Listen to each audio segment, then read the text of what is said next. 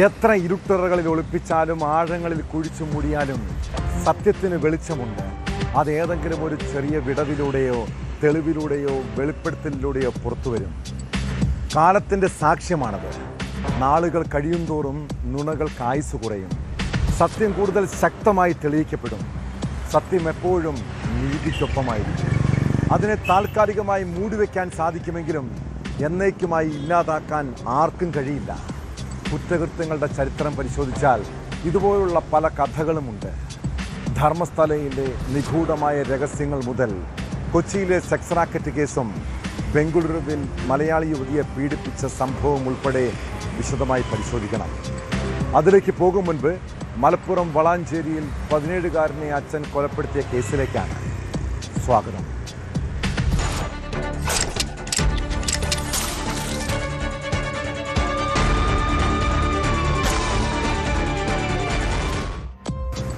ജോലി കഴിഞ്ഞ് രാത്രിയിൽ വീട്ടിലേക്ക് വരുന്ന അച്ഛനെ കാത്തിരുന്ന ബാല്യകാലം മറക്കാനാകാത്ത ഓർമ്മകളാണല്ലേ.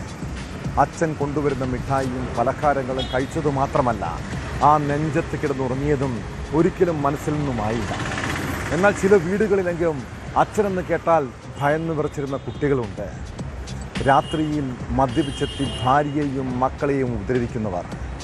മലപ്പുറം വളാഞ്ചേരിയിലെ ശബരി ഒരു വെറുക്കപ്പെട്ട അച്ഛനാണ്. മദ്യപിച്ച് കഴിഞ്ഞാൽ അയാൾ ഭാര്യയെയും മക്കളെയും മർദ്ദിക്കും. കഴിഞ്ഞ രാത്രിയിൽ മദ്യലഹരിയെത്തിയ ശബരി വീട്ടിൽ പ്രശ്നങ്ങൾ ഉണ്ടാക്കാൻ തുടങ്ങി. ഇത് സ്കൂൾ വിദ്യാർത്ഥിയായ മകൻ ശ്യാം ചോദ്യം ചെയ്തു. ആ പ്രകോപനത്തിൽ മകനെ അയാൾ അബദ്ധത്തിൽ പിടിച്ചടിച്ചതാണ്. അങ്ങനെ ജന്മം നൽകിയ പിതാവ് തന്നെ അവൻ്റെ ജീവനെടുത്തു. 17-കാരനെ കൊലപ്പെടുത്തിയ കേസിൽ പിതാവ് ശബരിയെ പോലീസ് അറസ്റ്റ് ചെയ്തു.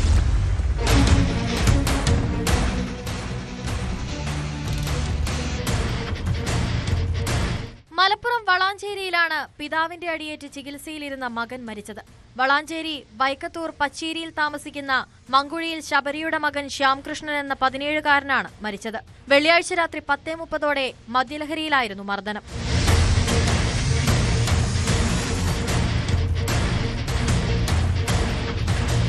രാത്രി മദ്യപിച്ചെത്തിയ പിതാവുമായി ശ്യാം തർക്കത്തിലേർപ്പെട്ടിരുന്നു. തർക്കത്തിനിടെ പിതാവിന്റെ അബദ്ധത്തിലുള്ള അടിയേറ്റ് ശ്യാം മറിഞ്ഞു വീണതായാണ് വിവരം. പിതാവ് തന്നെയാണ് കുട്ടിയെ വളാഞ്ചേരിയിലെ സ്വകാര്യ ആശുപത്രിയിൽ പ്രവേശിപ്പിച്ചത്. തുടർന്ന് പെരിന്തൽമണ്ണയിലെ സ്വകാര്യ മെഡിക്കൽ കോളേജ് ആശുപത്രിയിലേക്ക് മാറ്റിയെങ്കിലും മരണം സംഭവിക്കുകയായിരുന്നു. പ്രതി ശബരിയെ വളാഞ്ചേരി പോലീസ് കസ്റ്റഡിയിലെടുത്തു. മരപ്പണിക്കാരനാണ് ശബരി. വളാഞ്ചേരി ഹയർ സെക്കൻഡറി സ്കൂളിൽ +2 വിദ്യാർത്ഥിയാണ് മരിച്ച ശ്യാംകൃഷ്ണൻ.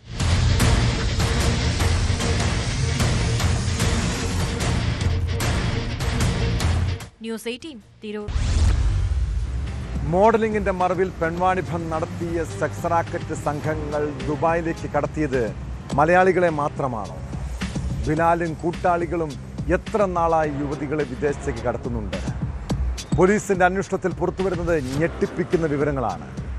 5 വർഷം മുൻപാണ് ദുബായ് കേന്ദ്രീകരിച്ച് സെക്സ് റാക്കറ്റ് പ്രവർത്തനം തുടങ്ങിയതെന്ന് അന്വേഷണ സംഘം കണ്ടെത്തി. ബിലാൽ എന്നറിയപ്പെടുന്ന ശ്രീകുമാറിന്റെ ഫോണിൽ നിന്ന് ഒട്ടേറെ പെൺകുട്ടികളുടെ ചിത്രങ്ങളും ലഭിച്ചിട്ടുണ്ട്. മുഖ്യ ഇടനിലക്കാരനായ ബിലാൽ ദുബായിൽ വെച്ച് തന്നെയും പീഡിപ്പിച്ചതായി പരാതിക്കാരി മൊഴി നൽകി.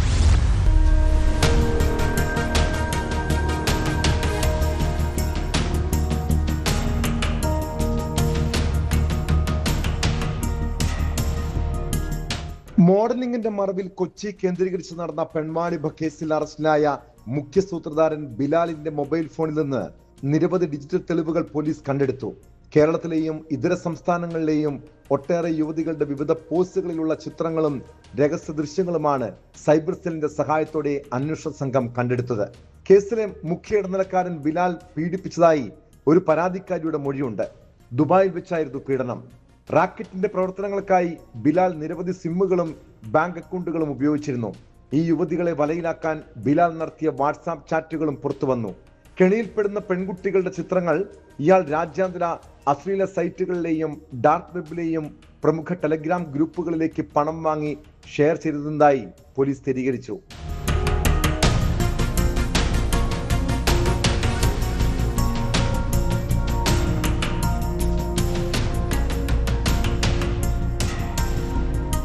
മോഡലിംഗിന്റെ മറവിൽ മനുഷ്യക്കടത്ത് നടത്തുകയും യുവതികളെ വിദേശത്തെത്തിച്ച് ലൈംഗിക വ്യാപാരത്തിന് ഉപയോഗിക്കുകയും ചെയ്ത കേസിൽ നിർണായക കണ്ടെത്തലുകളാണ് പോലീസ് നടത്തിയിരിക്കുന്നത്.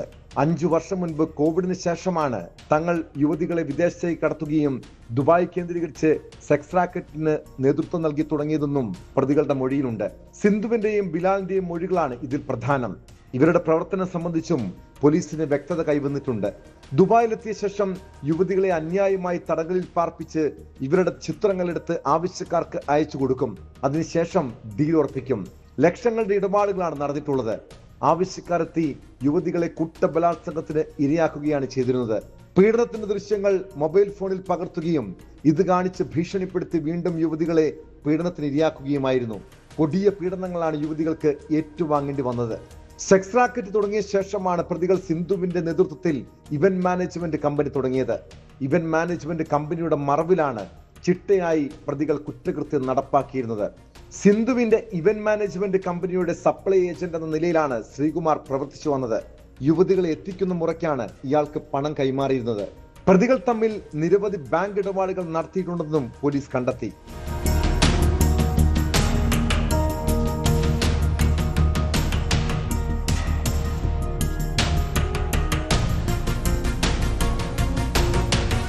കൂടുതൽ അറസ്റ്റിലേക്ക് കടക്കുന്നതിനൊപ്പം പ്രതികളെ കസ്റ്റഡിയിൽ വാങ്ങി ഒരുമിച്ചിരുത്തി ചോദ്യം ചെയ്യാനാണ് പോലീസിന്റെ നീക്കം. കേസിൽ പ്രതികളായ റഹ്മത്ത്, ഷംല എന്നിവർ വിദേശത്താണുള്ളത്. അവരെ പിടികൂടുന്നതിനായുള്ള നീക്കങ്ങളും പോലീസ് തുടങ്ങിക്കഴിഞ്ഞു. അറസ്റ്റിലായ പ്രതികൾക്കായുള്ള കസ്റ്റഡി അപേക്ഷ പോലീസ് അടുത്തയാഴ്ച കോടതിയിൽ സമർപ്പിക്കും. സിന്ധുവിനെയും ശ്രീകുമാറിനെയും ഒരുമിച്ചിരുത്തി ചോദ്യം ചെയ്യേണ്ടത് അനിവാര്യമെന്നാണ് പോലീസിന്റെ വിലയിരുത്തൽ. കൊച്ചിയിലെ ഗുണ്ടാ നേതാവായ ഔറംഗസേബിന് സിന്ധു എന്തിനാണ് പണം കൈമാറിയതെന്നതടക്കം പോലീസ് പരിശോധിക്കുന്നുണ്ട്.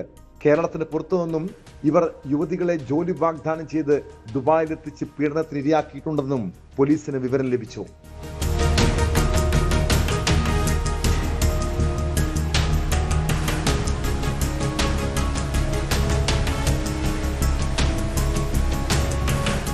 ന്യൂസ് 18 കൊച്ചി.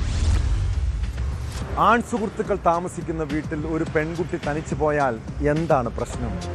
ഞങ്ങൾ ബെസ്റ്റികളല്ലേ? പഴയ തലമുറ മോറൽ പോലീസുകാരാകാൻ വരേണ്ട കാര്യമൊന്നുമില്ല. ജെൻസി പിള്ളേർ ഇങ്ങനെയൊക്കെയാണ് ചിന്തിക്കുന്നത്. എന്നാൽ അതിൽ പ്രശ്നമുണ്ട് മക്കളെ. അവർ നിങ്ങളുടെ എത്ര അടുത്ത സുഹൃത്തുക്കളാണേലും അവസരം കിട്ടുമ്പോഴാണ് പലരുടെയും തനി സ്വഭാവം പുറത്തു വരുന്നത്. ബംഗളൂരുവിൽ മലയാളി പെൺകുട്ടിയെ ബലാത്സംഗം ചെയ്തത് സുഹൃത്തുക്കൾ താമസിക്കുന്ന സ്ഥലത്ത് വെച്ചാണ്. സംഭവത്തിന് ശേഷം ഒളിവിൽ പോയ പ്രതിയെ പോലീസ് അറസ്റ്റ് ചെയ്തു. സുൽത്താൻ ബത്തേരി സ്വദേശി ഹൈനസിനെ വയനാട്ടിൽ നിന്നാണ് പിടികൂടിയത്.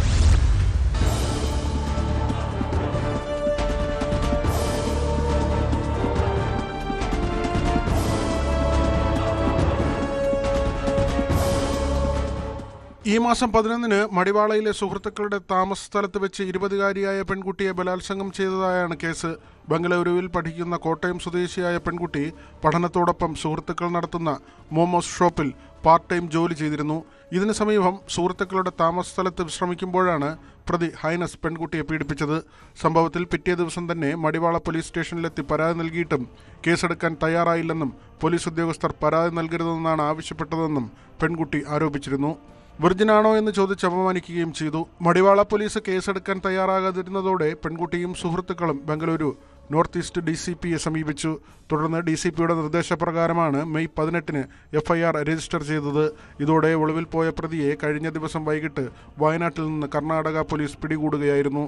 വൈദ്യപരിശോധനയ്ക്ക് വിധേയമാക്കിയ ശേഷം ട്രാൻസിസ്റ്റ് വാറന്റ് ഉപയോഗിച്ച് പ്രതിയെ ബംഗളൂരുവിലെത്തിക്കുകയായിരുന്നു.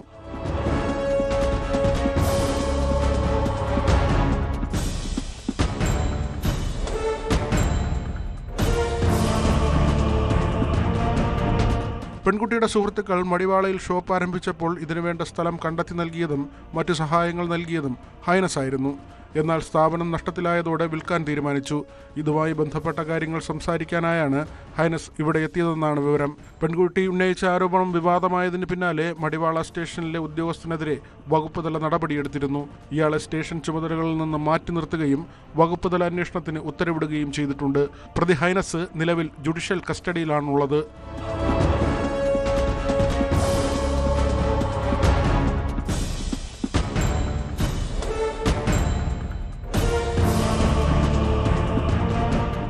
ന്യൂസ് 18 ബംഗളൂരു. കാലം എത്ര കഴിഞ്ഞാലും എത്ര ആഴത്തിൽ കുഴിച്ചു മൂടിയാലും സത്യം ഒരു നാൾ പുറത്തു വരുമെന്നതാണ് ചരിത്രം. മറഞ്ഞിരിക്കുന്ന രഹസ്യങ്ങൾ അന്വേഷണങ്ങളിലൂടെയോ സാഹചര്യങ്ങളുടെ സമ്മർദ്ദത്താലോ അല്ലെങ്കിൽ കാലത്തിൻ്റെ മാറ്റങ്ങളിലൂടെയോ ലോകത്തിന് മുന്നിൽ വെളിപ്പെടും. ധർമ്മസ്ഥലയിലെ നിഗൂഢമായ രഹസ്യങ്ങളും പുറത്തു വരേണ്ടതാണ്. ധർമ്മസ്ഥലയിൽ നിന്ന് കിട്ടിയ അസ്ഥികൂടങ്ങളിൽ 2 പേരുടെ DNA സാമ്പിളുകൾ സാമ്യമായതോടെ കൊലപാതകത്തിൻ്റെ സാധ്യതകളിലേക്കാണ് അത് വിരൽ ചൂണ്ടുന്നത്. തെളിവായി കോടതിയിൽ ഹാജരാക്കിയ തലയോട്ടി യഥാർത്ഥമാണെന്ന FSL റിപ്പോർട്ട് വന്നതോടെ പ്രത്യേക അന്വേഷണ സംഘം ബംഗളഗുഡയിൽ രംഗം പുനരാവിഷ്കരിച്ചു. ജൂൺ ആദ്യ വാരത്തിൽ മണ്ണുകുഴിച്ചുള്ള പരിശോധന പുനരാരംഭിച്ചേക്കുമെന്നാണ് സൂചന.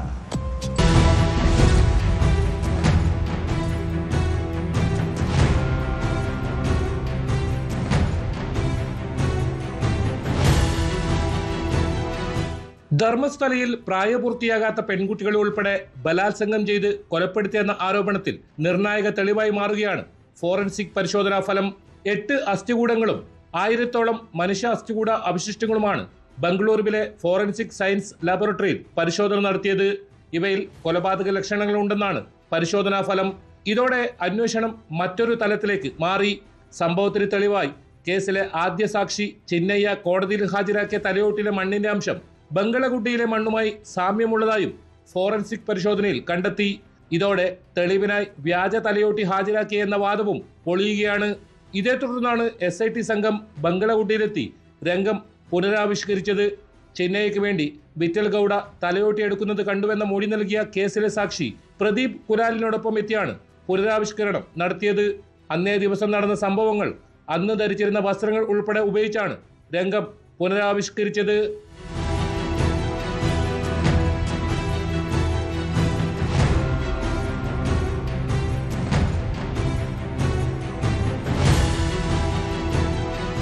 ഇതിനിടയിൽ പ്രദേശത്ത് നിന്ന് ലഭിച്ച അസ്ഥികൂടങ്ങളിൽ പരാതി ലഭിച്ച 2 പേരുടെ DNA സാമ്പിളുകളിൽ സാമ്യം കണ്ടെത്തി.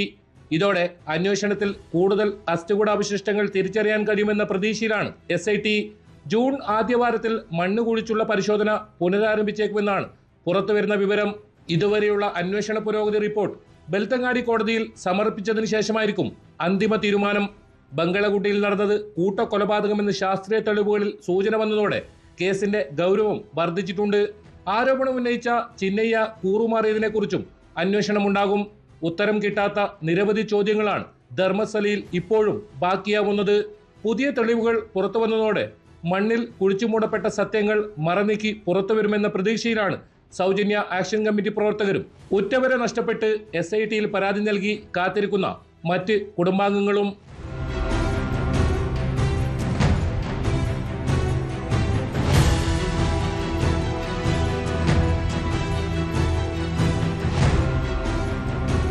ന്യൂസ് 18 ധർമ്മസ്ഥല. ഈ രാജ്യത്ത് ഒരാളുടെ സ്വകാര്യതയിലേക്കും വ്യക്തി സ്വാതന്ത്ര്യത്തിലേക്കും അതിക്രമിച്ച് കയറാനും നിയമം കയ്യിലെടുത്ത് മറ്റുള്ളവരെ ചോദ്യം ചെയ്യാനും ആർക്കാണ് അധികാരം? സദാചാരത്തിൻ്റെ പേരിൽ ആളുകളെ തടഞ്ഞു വെക്കുകയോ മർദ്ദിക്കുകയോ അപമാനിക്കുകയോ ചെയ്യുന്നത് ക്രിമിനൽ കുറ്റമാണ്. ഈ കാലഘട്ടത്തിലും ഇങ്ങനെ നിയമം കയ്യിലെടുക്കുന്ന സദാചാര ഗുണ്ടകളുണ്ട്.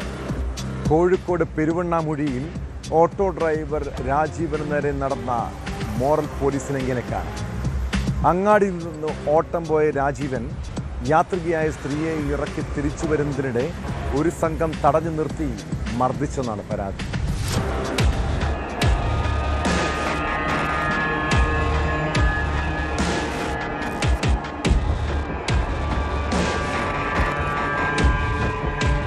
കോഴിക്കോട് പെരുവണ്ണാമൂഴിക്ക് സമീപം മുതുകാടാണ് സദാചാര ഗുണ്ടാക്രമണം അരങ്ങേറിയത്.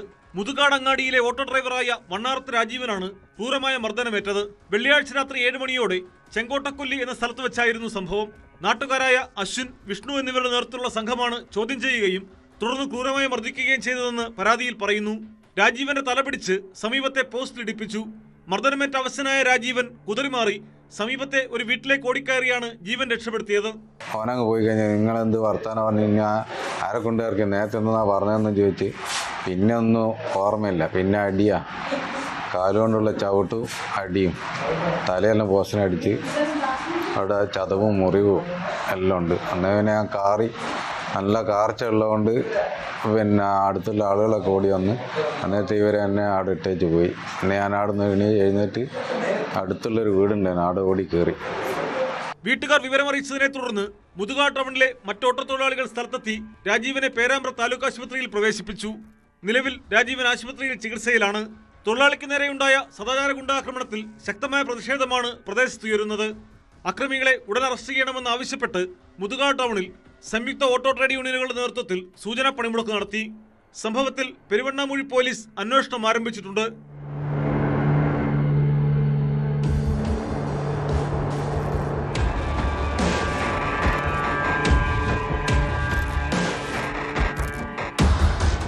ന്യൂസ് 18 കോഴിക്കോട്. ഭാര്യയ്ക്കും ഭർത്താവിനും വിദേശത്ത് ജോലിയും നല്ല സാമ്പത്തിക സ്ഥിതിയുമുണ്ട്. മക്കളും മികച്ച നിലയിലാണ്.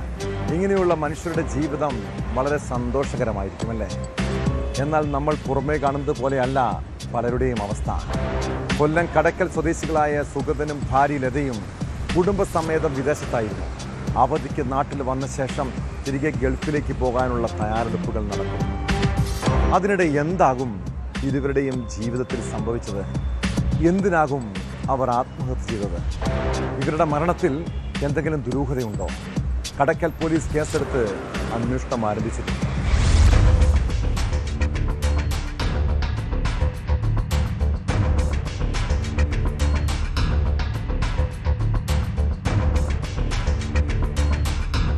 സുഗതനെ വീടിനുള്ളിലെ ഫാനിൽ തൂങ്ങിയ നിലയിലും ഭാര്യ ലതയെ കട്ടിലുമാണ് മരിച്ച നിലയിൽ കണ്ടെത്തിയത്. വിദേശത്തേക്ക് യാത്ര തിരിക്കേണ്ട ദിവസമാണ് ഇരുവരെയും ജീവനറ്റ നിലയിൽ കണ്ടെത്തിയത്. ഇവരുടെ മകൻ കഴിഞ്ഞ ദിവസമാണ് വിദേശത്തേക്ക് പോയത്. ബന്ധുക്കൾ ഫോൺ വിളിച്ചിട്ടും എടുക്കാതെ വന്നതോടെ കതക് പൊളിച്ചു നോക്കിയപ്പോഴാണ് ഇരുവരെയും മരിച്ച നിലയിൽ കണ്ടത്. ആള് വന്ന് തുറന്നു നോക്കിയപ്പോഴേക്കും പുള്ളി അവർക്ക് ഞാൻ സ്പീക്കറെ കൊണ്ട് സ്പീക്കറെടുത്തപ്പോൾ തന്നെ ഇത് തണുത്ത് പോയി. ഇല്ലാതൊക്കെ തണുത്തു. അങ്ങനെ ഞാൻ സ്പീക്കറെ കൊടുത്തിട്ടും അത് ഇതില്ലാതെ എനിക്കൊരു ഇതുണ്ടായിരുന്നു. കാര്യം ചെറിയതായിട്ട് ഇങ്ങനെ ഉണ്ടാകുന്ന എനിക്കൊരു അപ്പോൾ ഞാൻ സ്പീക്കർ എടുത്തിട്ടും സംഭവം അറിഞ്ഞ് കടക്കൽ പോലീസും ഫോറൻസിക് സംഘവും പരിശോധന നടത്തി. മരണകാരണം ഇതുവരെ വ്യക്തമായിട്ടില്ല. ആത്മഹത്യയാണോ മറ്റെന്തെങ്കിലും ദുരൂഹതയുണ്ടോ എന്നതിൽ അന്വേഷണം പുരോഗമിക്കുകയാണ്. ഏറെക്കാലം വിദേശത്തായിരുന്നിട്ടും നാട്ടുകാരുമായി അടുത്ത ബന്ധം പുലർത്തിയിരുന്ന ദമ്പതിമാരുടെ അപ്രതീക്ഷിത മരണം പ്രദേശവാസികളെ വലിയ ദുഃഖത്തിലാഴ്ത്തിയിരിക്കുകയാണ്.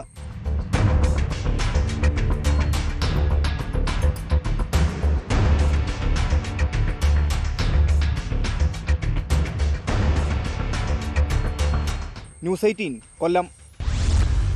ഈ സമൂഹത്തിൽ ജീവിക്കുന്നത് അതികഠിനമാണെന്ന് ചിലപ്പോൾ തോന്നാറില്ലേ? കുടുംബ പ്രശ്നങ്ങൾ, സാമ്പത്തിക ബാധ്യത, ജോലിഭാരം, ഇങ്ങനെ എത്രയോ പ്രശ്നങ്ങളെ നേരിടേണ്ടി വന്നിട്ടുണ്ടല്ലേ? എന്നാൽ അതിൻ്റെ പേരിൽ ആത്മഹത്യ ചെയ്യേണ്ട കാര്യമുണ്ടോ? എല്ലാ പ്രശ്നത്തിനും പരിഹാരമുണ്ടെന്ന് ചിന്തിച്ചാൽ മതിയെന്നേ. എന്നാൽ ചില ആളുകളുണ്ട് ചെറിയ പ്രതിസന്ധികളിൽ തകർന്നു പോകും, പിന്നീട് ആത്മഹത്യയിൽ അഭയം തേടും. ഷാർജയിൽ മലയാളി യുവതിയെയും 5 വയസ്സുകാരിയായ മകളെയും ദുരൂഹ സാഹചര്യത്തിൽ മരിച്ച നിലയിൽ കണ്ടെത്തിയ കേസിലേക്കാണ്. കണ്ണൂർ അഴീക്കോട് സ്വദേശിനി ആർഷയും ഏകമകൾ റുഹിയയുമാണ് മരിച്ചത്.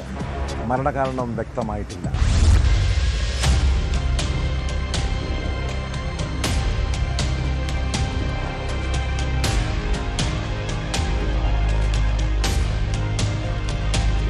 കഴിഞ്ഞ ബുധനാഴ്ചയാണ് സംഭവം നടന്നത്. ഏതാനും വർഷമായി ഭർത്താവ് നിഹാലിനൊപ്പം ഷാർജ അൽ നഹിദയിൽ സഹാറ മാളിന് സമീപത്തെ ഫ്ളാറ്റിലാണ് 35-കാരിയായ ആർഷയും കുഞ്ഞും താമസിച്ചിരുന്നത്. ഇരുവരെയും ഫ്ളാറ്റിനുള്ളിൽ മരിച്ച നിലയിൽ കാണപ്പെടുകയായിരുന്നെന്നാണ് വിവരം. മരണകാരണം വ്യക്തമല്ല. റൂഹിക്ക് 5 വയസ്സാണ്. മൃതദേഹങ്ങൾ പോസ്റ്റ്മോർട്ടത്തിനായി മാറ്റിയിട്ടുണ്ട്. പോസ്റ്റ്മോർട്ടം റിപ്പോർട്ട് വന്നതിന് ശേഷം മാത്രമേ മരണകാരണം വ്യക്തമാവുകയുള്ളൂ.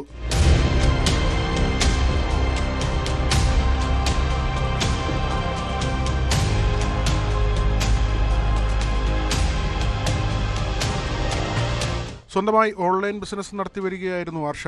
നിഖിലിന്റെ പിതാവും സഹോദരനും ഭാര്യയും കുടുംബവുമെല്ലാം UAE-യിൽ തന്നെയാണുള്ളത്. ആർഷയുടെ സഹോദരി അഷിതയും ഇവരുടെ തൊട്ടടുത്ത ഫ്ളാറ്റിലാണ് താമസം. കണ്ണൂർ അഴീക്കോട് സ്വദേശി TK പുരുഷോത്തമൻ, ഗീതാ ദമ്പതിമാരുടെ മകളാണ് ആർഷ.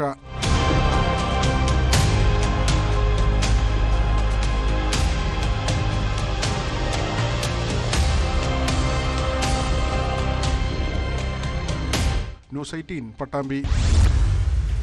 കോഴിക്കോട് പേരാമ്പ്രയിൽ ദമ്പതികൾ സഞ്ചരിച്ച കാറിന് തീപിടിച്ച സംഭവം പല സംശയങ്ങളിലേക്കും ദുരൂഹതകളിലേക്കും വിരൽ ചൂണ്ടിയതാണ്. ഈ മാസം 15-നുണ്ടായ അപകടത്തിൽ ഗർഭിണിയായ യുവതി മരിച്ചതിന് പിന്നാലെയാണ് അവരുടെ കുടുംബജീവിതത്തിലെ പ്രശ്നങ്ങൾ മറനീക്കി പുറത്തു വന്നത്. കാറിന് തീപിടിച്ച് ഭർത്താവ് രജിനും ഗുരുതരമായി പൊള്ളലേറ്റിരുന്നു. സംഭവത്തിന് ശേഷം കോഴിക്കോട് മെഡിക്കൽ കോളേജ് ആശുപത്രിയിൽ ചികിത്സയിലായിരുന്ന ഭർത്താവും ഒടുവിൽ മരണത്തിന് കീഴടങ്ങി.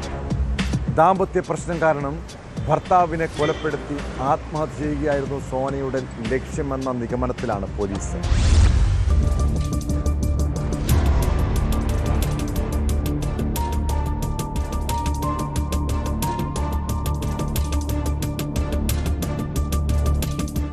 കാറിലുണ്ടായ തീപിടുത്തത്തിൽ 60% പൊള്ളലേറ്റ രജിൻലാൽ ദിവസങ്ങളോളം പോരാടിയ ശേഷമാണ് മരണത്തിന് കീഴടങ്ങിയത്. ഈ മാസം 15-നാണ് കാറിന് തീപിടിച്ച് 6 മാസം ഗർഭിണിയായ സോന മരിച്ചത്. ആശുപത്രിയിൽ പോയി മടങ്ങും വഴി വീടിന് സമീപത്ത് വച്ച രജിൻലാലും ഭാര്യ സോനയും സഞ്ചരിച്ചിരുന്ന കാറിന് പെട്ടെന്ന് തീപിടിക്കുകയായിരുന്നു. കാറിന്റെ പിൻസീറ്റിലായിരുന്ന സോന സംഭവസ്ഥലത്ത് തന്നെ ദാരുണമായി മരിച്ചു. കാർ കത്തിയ സംഭവത്തിൽ ആദ്യഘട്ടത്തിൽ രജിൻലാലിനെതിരെ വലിയ രീതിയിലുള്ള സംശയങ്ങൾ ഉയർന്നിരുന്നു. എന്നാൽ പ്രാഥമിക അന്വേഷണത്തിൽ രജിൻലാലിന് അപകടത്തിൽ പങ്കില്ലെന്ന നിഗമനത്തിലാണ് പോലീസ്. മരണത്തിനു മുൻപ് രജിൻലാൽ നൽകിയ മൊഴിയും ഈ കണ്ടെത്തലിനെ ശരിവെക്കുന്നതായിരുന്നു. വാഹനം ഓടിക്കുന്നതിനിടെ പെട്രോളിന്റെ രൂക്ഷമായ ഗന്ധം അനുഭവപ്പെട്ടു. ഇതിന്റെ കാരണം തിരക്കാൻ പിന്നിലേക്ക് തിരിഞ്ഞു നോക്കുന്നതിനിടെ പെട്ടെന്ന് തീ പടർന്നു പിടിക്കുകയായിരുന്നുവെന്നാണ് രജിൻലാലിന്റെ മൊഴി.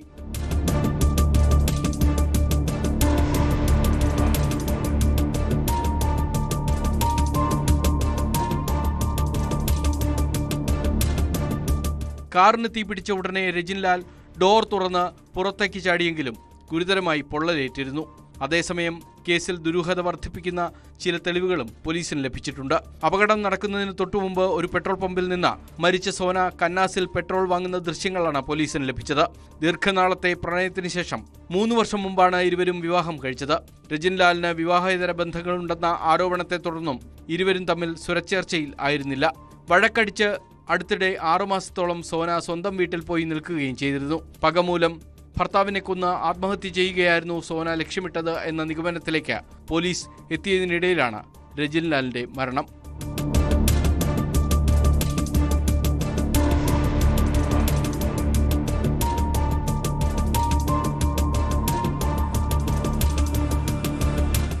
ന്യൂസ് 18 കോഴിക്കോട്. ഇക്കാലത്ത് സ്ത്രീകളുടെ സുരക്ഷ ഉറപ്പാക്കുക എന്നത് സമൂഹത്തിന് മുന്നിലെ ഏറ്റവും വലിയ വെല്ലുവിളിയാണ്.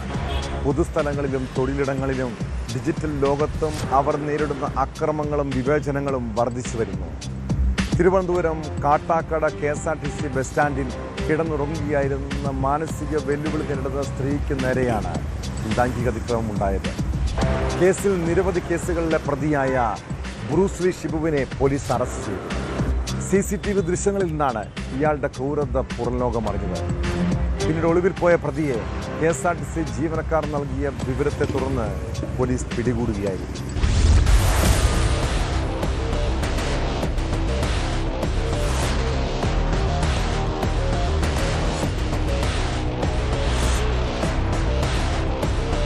കാട്ടാക്കട KSRTC ബസ് സ്റ്റാൻഡിൽ ബെഞ്ചിൽ കിടന്നുറങ്ങുകയായിരുന്ന മാനസിക വെല്ലുവിളി നേരിടുന്ന സ്ത്രീക്ക് നേരെയാണ് ലൈംഗിക അതിക്രമം ഉണ്ടായത്. 2 ആഴ്ച മുമ്പായിരുന്നു സംഭവം. പോലീസ് കേസെടുത്ത് അന്വേഷണം തുടങ്ങിയതോടെ പ്രതി ബ്രൂസ് ഷിബു ഒളിവിലായിരുന്നു.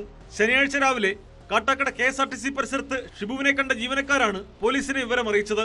തുടർന്ന് പോലീസ് എത്തി പ്രതിയെ കൈയോടെ പിടികൂടുകയായിരുന്നു.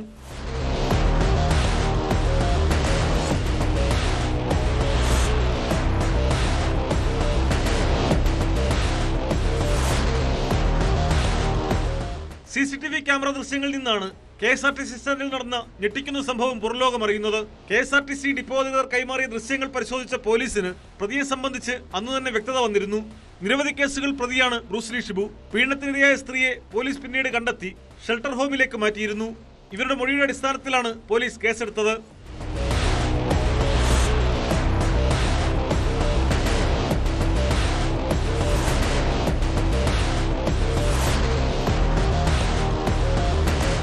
ന്യൂസ് 18 നെയ്യാറ്റിൻകര. പഠനത്തോടൊപ്പം വിദേശത്ത് ജോലി, ഇങ്ങനെയുള്ള പരസ്യം കണ്ടാൽ ആദ്യം ചാടി വീഴുന്നത് മലയാളി വിദ്യാർത്ഥികളായിരിക്കും. എന്നാൽ പിന്നീട് എന്തായിരിക്കും അവർക്ക് സംഭവിക്കുന്നതെന്ന് കൂടി നമ്മൾ പരിശോധിക്കണം. പഠിക്കാനായി വിദേശ രാജ്യങ്ങളിലേക്ക് പോകുന്ന പലരും കബളിപ്പിക്കപ്പെടുകയാണ്. ചാലക്കുടിയിൽ നിന്ന് നഴ്സിംഗ് പഠനത്തിന് സ്ലൊവേനിയയിലേക്ക് പോയ മലയാളി വിദ്യാർത്ഥികൾ ചതിക്കപ്പെട്ടൊരു കഥയിലേക്കാണ്. വിദേശത്തെത്തിയപ്പോൾ പഠിക്കാനിടമില്ല, ജോലിയുമില്ല, പട്ടിണി കിടന്ന് നരകിച്ചു. ഒടുവിൽ ഒരു കൂട്ടം യുവാക്കൾ തിരികെ നാട്ടിലെത്തി പോലീസിൽ പരാതി നൽകി.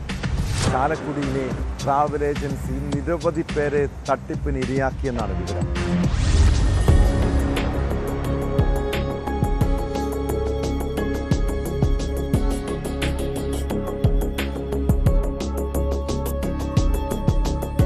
നഴ്സിംഗ് ജോലി ശരിയാക്കാമെന്ന് വിശ്വസിപ്പിച്ച ചാലക്കുടിയിലെ ട്രാവൽ ഏജൻസി 2023-2024 വർഷങ്ങളിലായി നിരവധി വിദ്യാർത്ഥികളെയാണ് സ്ലൊവാനിയയിലേക്ക് കയറ്റി അയച്ചത്. അതിന് 6500 യൂറോ ബാങ്ക് വഴി ഏജൻസി കൈപ്പറ്റി.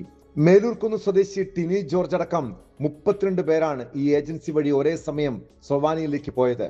എന്നാൽ വിസ ലഭിച്ച് അവിടെ എത്തിയപ്പോഴാണ് പലരും തട്ടിപ്പ് തിരിച്ചറിഞ്ഞത്.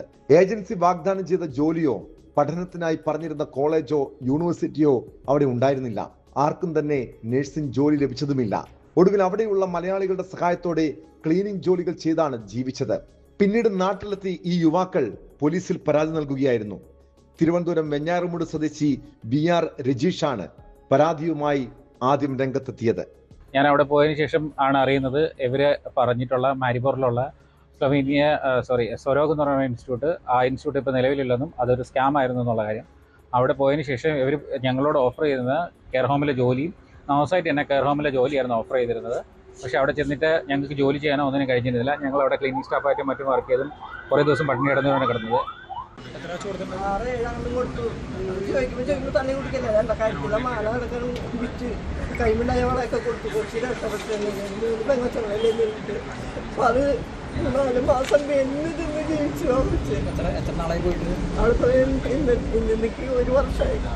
പഠനത്തോടൊപ്പം പാർട്ട് ടൈം ജോലി ചെയ്ത ശേഷം നഴ്സിംഗ് ജോലി ലഭിക്കുമെന്ന് വിശ്വസിപ്പിച്ചാണ് ഇവരിൽ നിന്നെല്ലാം ലക്ഷങ്ങൾ വാങ്ങിയത്. ഓരോരുത്തരിൽ നിന്നും 7 ലക്ഷം രൂപ വീതമാണ് ഇവർ കൈപ്പറ്റിയത്. വിദേശത്ത് പട്ടിണി കിടന്നു വലഞ്ഞ ഒരു കൂട്ടം യുവാക്കൾ തിരികെ നാട്ടിലെത്തി പോലീസിൽ പരാതി നൽകുകയായിരുന്നു. സ്ലൊവേനിയയിൽ നഴ്സിംഗ് ജോലി വാഗ്ദാനം ചെയ്ത് ചാലക്കുടിയിൽ പ്രവർത്തിക്കുന്ന ട്രാവൽ ഏജൻസി നിരവധി പേരെ കെണിയിൽപ്പെടുത്തിയിട്ടുണ്ടെന്നാണ് വിവരം.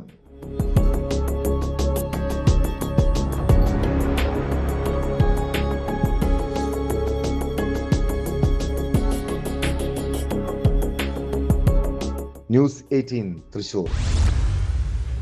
വാർദ്ധക്യകാലത്ത് അനുഭവിക്കുന്ന ഒറ്റപ്പെടലില്ലേ, അത് വല്ലാത്തൊരു നൊമ്പരല്ലേ. തനിച്ച് താമസിക്കുന്നവരിലാണ് വിഷാദരോഗം കൂടുതലായി കണ്ടുവരുന്നത്. ഇങ്ങനെ മനസ്സിൻ്റെ താളം തെറ്റിയവരാണ് ആത്മഹത്യയെക്കുറിച്ച് ചിന്തിക്കുന്നത്. പാലക്കാട് ഒറ്റപ്പാലം തോട്ടക്കരയിൽ വയോധികയെ തീപ്പൊള്ളലേറ്റ് മരിച്ച നിലയിൽ കണ്ടെത്തിയ സംഭവം ആത്മഹത്യ എന്നാണ് വിവരം. തോട്ടക്കര സ്വദേശിനി ഭാനുമതിയാണ് മരിച്ചത്. സംഭവത്തിൽ പോലീസ് കേസെടുത്ത് അന്വേഷണം ആരംഭിച്ചു.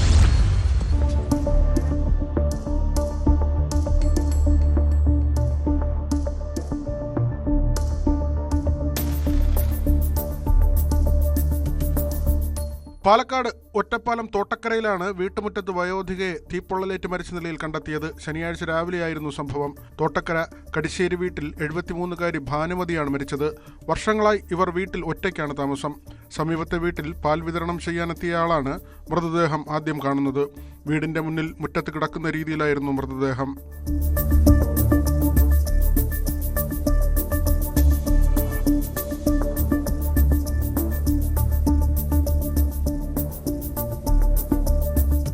വിവരമറിഞ്ഞ് നാട്ടുകാരെത്തി നടത്തിയ പരിശോധനയിലാണ് തീപ്പൊള്ളലേറ്റാണ് മരണമെന്ന് മനസ്സിലായത്. തുടർന്ന് ഒറ്റപ്പാലം പോലീസിനെ വിവരമറിയിച്ചു. പോലീസ് സ്ഥലത്തെത്തി ഇൻക്വസ്റ്റ് നടപടികൾ പൂർത്തിയാക്കി. ആത്മഹത്യയാണെന്നാണ് പ്രാഥമിക നിഗമനം. ഇതിനു മുൻപും വയോധിക ആത്മഹത്യയ്ക്ക് ശ്രമിച്ചിരുന്നതായി പോലീസ് പറഞ്ഞു. പോസ്റ്റ്മോർട്ടം റിപ്പോർട്ട് ലഭിച്ചാൽ മാത്രമേ മരണകാരണം വ്യക്തമാവുകയുള്ളൂ.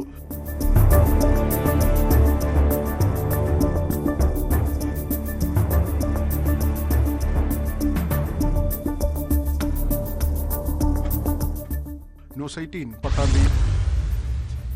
പിണറായി വിജയൻ മുഖ്യമന്ത്രിയായിരുന്നപ്പോൾ രക്ഷാപ്രവർത്തനം നടത്തിയ ചില ഏമാന്മാരുണ്ട്. ഭരണം പോയതോടെ ഇനി ആ പോലീസുകാരെ രക്ഷിക്കാൻ ആർക്കെങ്കിലും സാധിക്കുമെന്ന് തോന്നുന്നില്ല. ആലപ്പുഴയിൽ യൂത്ത് കോൺഗ്രസ് പ്രവർത്തകരെ മർദ്ദിച്ച കേസിൽ ഗൺമാന്മാർക്ക് മാത്രമല്ല അവിടെ ഉണ്ടായിരുന്ന പോലീസുകാർക്കും പണി വരുന്നുണ്ട്. കേസിൽ 5 പേർ പ്രതികളെന്ന് SIT റിപ്പോർട്ട്. അനിൽ, സന്ദീപ്, ഷൈജു, ബിപിൻ, അരുൺ തുടങ്ങിയവർ പ്രതികളാണെന്നാണ് കണ്ടെത്തിയിരിക്കുന്നത്. SIT ഇടക്കാല റിപ്പോർട്ട് ആലപ്പുഴ മജിസ്ട്രേറ്റ് കോടതിയിൽ സമർപ്പിച്ചു.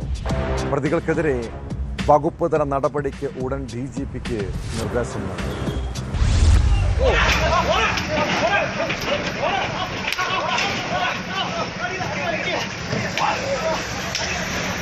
നവകേരള യാത്രയ്ക്കിടെ മുൻ മുഖ്യമന്ത്രി പിണറായി വിജയന്റെ ഗൺമാൻമാർ യൂത്ത് കോൺഗ്രസ് പ്രവർത്തകരെ ആക്രമിച്ച കേസിൽ അനിൽ കല്ലിയൂർ, സന്ദീപ് എന്നിവരെയായിരുന്നു ആദ്യം പ്രതി ചേർത്തത്. പിന്നീട് CCTV ദൃശ്യങ്ങൾ പരിശോധിച്ചപ്പോൾ ഷൈജു, വിപിൻ, അരുൺ എന്നിവരെ കൂടി ഉൾപ്പെടുത്തുകയായിരുന്നു.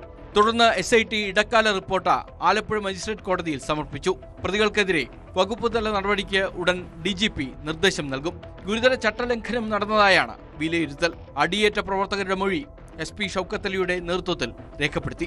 ADGP MR അജിത് കുമാറിനെതിരെ കീഴുദ്യോഗസ്ഥർ അന്വേഷണ സംഘത്തിന് മൊഴി നൽകിയിട്ടുണ്ട്. അജിത് കുമാറിനെതിരെയും വകുപ്പ് തല നടപടി ഉണ്ടായേക്കും. കേസിൽ ക്രമസമാധാന ചുമതലയുണ്ടായിരുന്ന ADGP നേരിട്ട് ഇടപെട്ടതായാണ് ഉദ്യോഗസ്ഥരുടെ മൊഴികൾ. സംഘം ചേർന്ന് ആക്രമിക്കൽ അടക്കമുള്ള നിസ്സാര വകുപ്പുകൾ മാത്രം ഗൺമാൻമാർക്കെതിരെ ചുമത്തിയിട്ടുള്ള കേസിൽ മനഃപൂർവ്വമുള്ള വധശ്രമം അടക്കമുള്ള വകുപ്പുകൾ ചുമത്തണമെന്ന മർദ്ദനമേറ്റ MLA AD തോമസ്, അജയ് ജുവൽ കുര്യാക്കോസ് എന്നിവർ ആവശ്യപ്പെടുന്നു. SIT ഉദ്യോഗസ്ഥരെ ഞങ്ങൾ വിളിച്ചു വരുത്തി ഞങ്ങളുടെ മൊഴികൾ രേഖപ്പെടുത്തിയിട്ടുണ്ട്. ഞങ്ങളെ ദൃശ്യങ്ങൾ കാണിച്ച് ആണ് മൊഴി രേഖപ്പെടുത്തിയിരിക്കുന്നത്. മുമ്പൊന്നും അങ്ങനൊരു ദൃശ്യങ്ങൾ നമ്മളെ വിളിച്ച് കാണിക്കുകയോ ഒന്നും ചെയ്തല്ല മൊഴി രേഖപ്പെടുത്തിയിരുന്നത്. അതിങ്ങനെ അതുപോലെ തന്നെ അവർ മറ്റ് ദൃശ്യങ്ങളും കളക്ട് ചെയ്തിട്ടുണ്ടെന്നുള്ളത് വളരെ ഒരു ആശ്വാസം നൽകുന്ന ഒരു വിവരമായിരുന്നു അത് കഴിയുമ്പോൾ. തീർച്ചയായിട്ടും എത്രയും പെട്ടെന്ന് തന്നെ ഇവർ ഇത് നൽകുമെന്നാണ് അറിയിച്ചിരിക്കുന്നത്, റിപ്പോർട്ട് നൽകുമെന്നാണ് അറിയിച്ചിരിക്കുന്നത്. വളരെയേറെ പ്രതീക്ഷയുണ്ട്. അതുപോലെ ഞങ്ങളുടെ ആശങ്കകളും വളരെ കൃത്യമായി ഞങ്ങൾ അവരെ അറിയിച്ചിട്ടുണ്ട്. ഇന്നത്തെ നടത്തിയിട്ടുള്ള ഇടപെടലുകളെ പറ്റിയും ഒക്കെ ഞങ്ങൾക്ക് വളരെ ആശങ്കയുണ്ട്. ആ ഇടപെടലുകളും പറ്റി അവർ അന്വേഷിക്കുമെന്നും സുതാര്യമായ നീതിയുക്തമായ ഒരു അന്വേഷണം നടത്തി കേസ് പൂർത്തീകരിക്കുമെന്നുള്ളതാണ് നമ്മൾ അറിയിച്ചത്.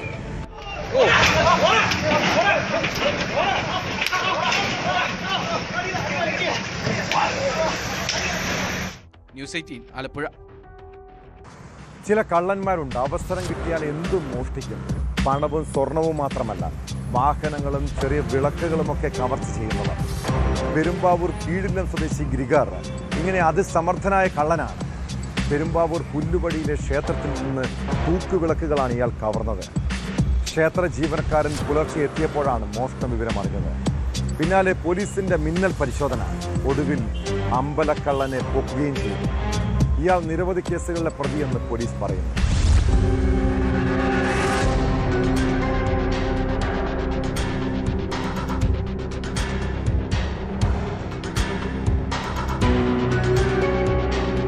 പുല്ലുവഴി മഹാദേവ ക്ഷേത്രത്തിൽ ശനിയാഴ്ച വെളുപ്പിന് 3 മണിക്കാണ് മോഷണം നടന്നത്. ക്ഷേത്രത്തിലെ ചുറ്റുവിളക്കുകളാണ് പ്രതി മോഷ്ടിച്ചതെന്നാണ് പരാതി. ക്ഷേത്ര ജീവനക്കാരൻ 4 മണിയോടെ എത്തിയപ്പോഴാണ് വിളക്കുകൾ നഷ്ടപ്പെട്ടതായി അറിയുന്നത്. CCTV പരിശോധിച്ചപ്പോൾ പ്രതി വിളക്ക് അഴിച്ചുകൊണ്ടുപോകുന്നത് ശ്രദ്ധയിൽപ്പെട്ടു. അങ്ങനെയാണ് ക്ഷേത്രം അധികൃതർ മോഷണ വിവരം പോലീസിനെ അറിയിക്കുന്നത്.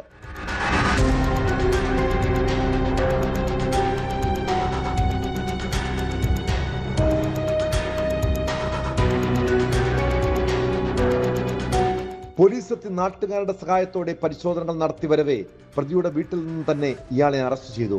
മോഷണം നടത്തിയ വിളക്കുകൾ ഇയാളുടെ വീടിന്റെ പരിസരത്തുള്ള പാടശേഖരത്തിലെ കാടുമൂടിയ പ്രദേശത്തു നിന്നും കണ്ടെടുത്തു. കീഴിലം സ്വദേശി ഗിരിഗാർ ഇതിനു മുൻപ് ഒരു സ്കൂട്ടർ മോഷണ കേസിലും പ്രതിയാണ്. ഇയാളെ കോടതിയിൽ ഹാജരാക്കി റിമാൻഡ് ചെയ്തു.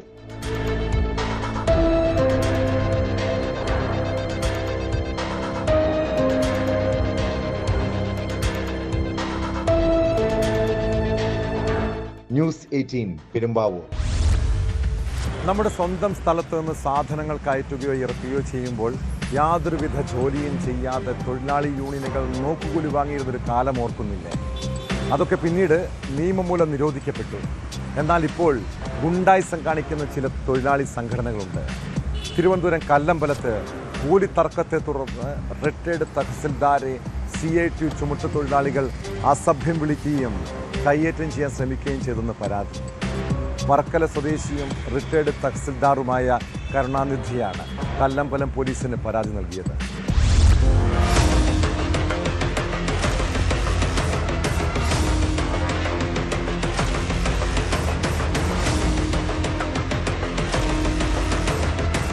വെള്ളിയാഴ്ച വൈകിട്ട് 5:30 സംഭവം. കരുണാനിധി സ്വന്തം വീട്ടാവശ്യത്തിനായി കല്ലമ്പലം ഞെക്കാട് സ്വദേശിയുടെ പറമ്പിൽ നിന്നും 4 മൂട് മരം വിലയ്ക്ക് വാങ്ങിയിരുന്നു. ഈ മരം മുറിച്ച് ലോറിയിൽ കയറ്റിക്കൊണ്ടുപോകാൻ വാഹനം പുറത്തേക്കെടുക്കുന്നതിനിടെയാണ് ഒരു സംഘം ആളുകൾ തടഞ്ഞത്. CIT യൂണിയനിൽപ്പെട്ട ചുമട്ടുതൊഴിലാളികളെന്ന് അവകാശപ്പെടുത്തിയ 6 സംഘം വാഹനം തടയുകയും 10,000 രൂപ കൂലിയായി ആവശ്യപ്പെടുകയുമായിരുന്നു. എന്നാൽ തൊഴിലാളികൾ യൂണിയൻ യൂണിഫോമോ നെയിം കാർഡോ ധരിച്ചിരുന്നില്ല. ഇത് കരുണാനിധി ചോദ്യം ചെയ്തതോടെ തൊഴിലാളികൾ കൂടുതൽ പ്രകോപിതരായി. തുടർന്ന് മരം കയറ്റിയ വാഹനം മുന്നോട്ടെടുക്കാൻ അനുവദിക്കാതെ തടഞ്ഞിട്ട ഇവർ വാക്കുതർക്കത്തിലേർപ്പെട്ടു. ഒടുവിൽ മദ്യം വാങ്ങാനായി 2,000 രൂപ നൽകണമെന്ന് തൊഴിലാളികൾ ആവശ്യപ്പെട്ടെന്നും തുക നൽകാൻ വിസമ്മതിച്ചതോടെ അസഭ്യം പറയുകയും കയ്യേറ്റം ചെയ്യുകയുമായിരുന്നെന്നും കരുണാനിധി പറയുന്നു. ഇവിടെ ജോലിക്കാരെ കൊണ്ടുവന്ന് ഞാൻ കയറ്റി കഴിഞ്ഞു. ഈ കയറ്റിന് മുമ്പേ വന്നെങ്കിൽ ഞാൻ നിങ്ങളെ കൊണ്ട് കയറ്റിപ്പിക്കുമായിരുന്നു. അതുപോലെ നിങ്ങളെ ID കാർഡ് എവിടെ, നിങ്ങളെ യൂണിഫോം ഇല്ലല്ലോ, നിങ്ങൾ ജോലിക്കാരാണെന്ന് എനിക്ക് അങ്ങനെ അറിയാമോ ഞാൻ ചോദിച്ചപ്പോൾ എന്നെ ചീത്ത വിളിച്ചപ്പോൾ ഞാൻ മാറി അവിടെ അറ്റത്തിരുന്നു. പുള്ളി പറഞ്ഞു അങ്ങനെയാണെങ്കിൽ 2,000 രൂപ അവർക്ക് റമ്മ് വാങ്ങാൻ പൈസ വേണം, അപ്പോൾ റമ്മ് ബ്യൂറേഷന് വാങ്ങണം. ആ റമ്മിന് 2,000 രൂപ, 1 ലിറ്റർ റമ്മിന് 2,000 രൂപ വേണം. ഞങ്ങൾ 2 ലിറ്റർ എടുത്തോളാം. ആ 2 ലിറ്റർ വാങ്ങിച്ചു തന്നാൽ വണ്ടി വിടാൻ ഡ്രൈവർ എടുത്തും ഈ സുന്ദരേഷൻ എന്ന് പറഞ്ഞ ആളെടുത്തും. അപ്പോൾ ഞാൻ പറഞ്ഞു എൻ്റെ പൈസ ഇല്ല, കൊടുക്കാനില്ല എന്ന് പറഞ്ഞപ്പോൾ കഴുത്തിന് കുത്തിപ്പിടിക്കുകയും പരസ്യമായി അസഭ്യം പറയുകയും ഭീഷണിപ്പെടുത്തുകയും ചെയ്തതെന്നാണ് പരാതി. കരുണാനിധി ഉടൻ തന്നെ കല്ലമ്പലം പോലീസ് സ്റ്റേഷനിൽ വിവരം അറിയിച്ചു. തുടർന്ന് പോലീസ് സ്ഥലത്തെത്തിയാണ് വാഹനം കടന്നുപോകാൻ സൗകര്യമൊരുക്കിയത്. സംഭവത്തിൽ കുറ്റക്കാർക്കെതിരെ കർശന നടപടി സ്വീകരിക്കണമെന്ന് ആവശ്യപ്പെട്ട് കരുണാനിധി ഉന്നത പോലീസ് ഉദ്യോഗസ്ഥർക്ക് പരാതി നൽകിയിട്ടുണ്ട്. സംഭവത്തെക്കുറിച്ച് അന്വേഷണം ആരംഭിച്ചതായി പോലീസ് പറഞ്ഞു.